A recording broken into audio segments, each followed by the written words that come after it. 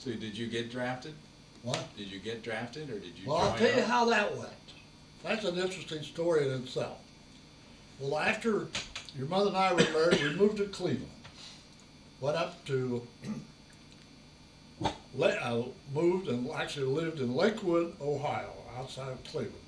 I'd got this job with an insurance company. And I was working in the insurance business up there. And then all of a sudden, I get a notice that they've changed my classification to 1A, which means now. You're going. And I said, oh, that can't be. Here I am, I'm a married man, got one youngster already, because David was born in 42, and Gary was on the way. Dorothy was pregnant. I get this notice. I go down to the draft board in Zanesville, where I originally was out of, and I told them my story and so forth. They said, oh, don't you worry about it, you just go back home. I went back home, and 3 weeks later I got a notice of report to Fort Hays, Columbus, Ohio.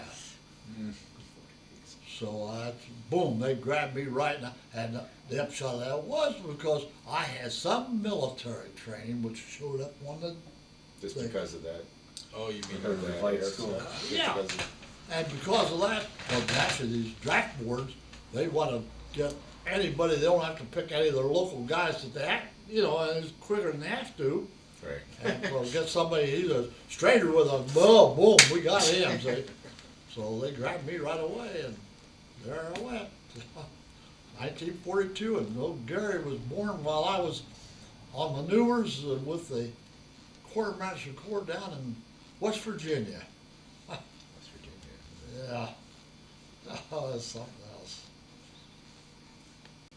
And how long did that take before you went overseas? Went overseas in 44. Well, you went, I know you went into Normandy No touching the star. shortly after the first invasion, right? Yeah, I didn't go in on the first Yeah. invasion, I was after the first. But so were you stationed in England for a while? Yeah, just only, really, maybe a week. Oh, that's all? You weren't Yeah, like, we hanging just around? went from, one part of it, went from East Liverpool, not from East, from Liverpool to Southampton. And see me, there was a little time off in between. Oh, of course, people were coming out and fussing over you and all that kind of stuff, and, soldiers. 'Cause a lot of those guys that were there for the real, the big invasion, they were there for a long time. Oh, yeah, Big buildup and all that. yeah. So you just that was just. I got in on the tail stop end on of it. Yeah. I got in on the tail end of it, yeah. For which I'm grateful. And of course, even my invasion experience was quite something. When we get off of this, we're on what they call the LCIs, Landing Craft Infantry. And Those are things with the front of the things would drop down? yeah, front would drop down, because they were also LCTs. That meant they carried tanks that could drop Oh, down. that's See. good. But the LCIs were the LCIs, and I was in one of those. As we, along with a whole bunch of other guys, my whole outfit, we went overseas. I was one of 5 white officers with 130 black men, and so they kept us intact as a unit. When we went across overseas, we were all in same outfit, same boat. And so when we got in these landing craft, we were all assembled together, and this LCI starts out heads for Omaha Beach. The tiller was broke or something. I don't know why, but we couldn't go straight in. He then go make a big circle. Then he makes the circle a little wider. Then he make it a little wider till we ran ashore, ran aground. We ran aground, then the front end dropped down, and we went out through it, into the water, up onto the land. So. Oh, God. And I remember the thing that impressed me so much. I saw all these gun emplacements all the way up. wondered how in the hell those boys ever made it up through all that on the initial. Because, oh, gee, here we are having one double time getting up there with nothing firing at us. So we're falling all over one another trying to climb over, because it wasn't just a nice, easy walkway up, I'll assure you that. And then, of course, I went up there and had my now known first meal up there. My pound of butter and a swig of Johnny Walker scotch. Yeah, you guys were the quartermasters. How come you didn't have any food? That's why we thought we had the food, and we asked our cooks to get it for us, and they went to get it, and no one But that's what you had, guys had did, it wasn't right. it? Huh? I mean, that's what the quartermasters did, wasn't it? The supplies. Yeah, right. But So you didn't supply yourself? we didn't bring it. We were landing on someplace that was already established, No. and our cooks went back to where it was established to bring us some food. So they brought us these pounds of butter. Anyway, it's like, What'd you do with that? Did you eat it? eat it. That's what we ate. So butter, drank it, washed it down with Johnny Walker. Nobody was worried about calories or fat back then. Gosh, I say not. And how long after the invasion was that? I would say about, let's see, we went over the invasion was in June. Yeah. We were getting there along about in September. Okay. Mm-hmm.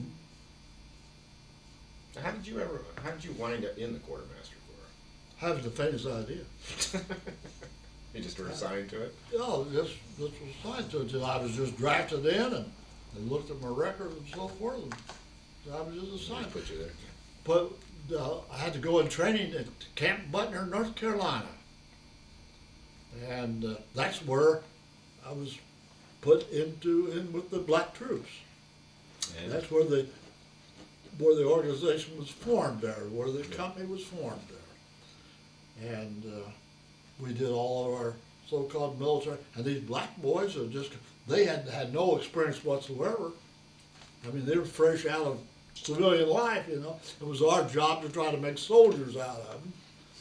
Not that we knew a hell of a lot about being soldiers, but anyway, they were excellent drivers.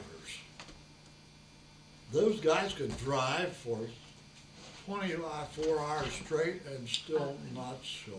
You know, I mean, they could stay behind the wheel and drive. And it was remarkable the amount of time they could spend on them. Well, weren't you initially were in the infantry? I never was in the infantry. Weren't you? Didn't you tell a story about how there's somebody you knew, and you saw him on Easter Sunday, and he's the one that told you that you should consider going to officer candidate school. Yeah. Well, that was a guy from Fordham. He was a guy I knew back in school. And, but that was to get me into the officer candidate school in the quartermaster corps. But it was because you I told me. never was in the But infantry. you told me that somehow, by doing that, the outfit that you were initially assigned to ended up in North Africa, No, they did. and so he So he could have possibly saved your life just by. That's right, by He knew. shoving me over to He quartermaster. knew that something was up, and he said you shouldn't really. You need Oh, to. yeah. You need to go. Who I was with there before going over to that quarter, I said, yeah, convert. They wound up over North Africa right away. Yeah, and they got pounded right Yeah. away. Yeah, no, I was very, very lucky on that. But is I was this lucky So that always was like for- your I was basic lucky always training for- time. Yeah, well, yeah, maybe it's your basic training or something. Ah. Maybe that was just your basic training outfit that you initially were assigned to, or Yeah, but that's you, right. but it's because you knew him from college. And the guy from college, he more or less warned me. Yeah, He said, hey, you ought to transfer her over because we're going to be going to North Africa. Oh, did the guy from college go to North Africa? Huh?